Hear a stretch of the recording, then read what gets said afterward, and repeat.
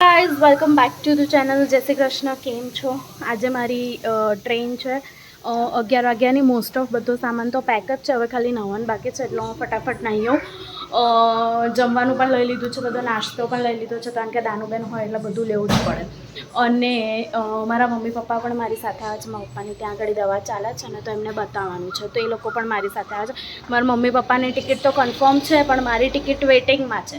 6 waiting છે, હજી મારી ટિકિટ કન્ફર્મ નથી થાય, એટલે અંદર જઈને ગમે તેમ થોડુંક એડજસ્ટ કરીશું તો થશે. તો હું જો આ બધો સામાન પેક કરી લીધો છે.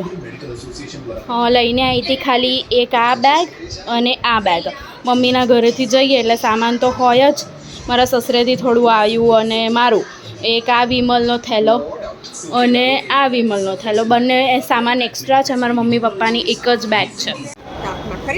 અમે પહોંચી ગયા છે સ્ટેશન. હવે દેખીએ ટ્રેન કયા નંબરના પ્લેટફોર્મ પર છે.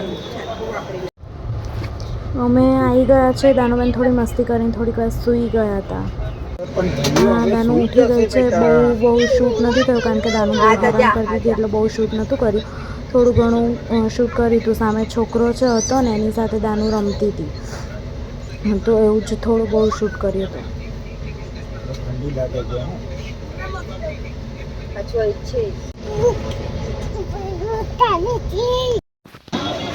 સો ગાઈઝ, અમે લોકો પહોંચી ગયા છે.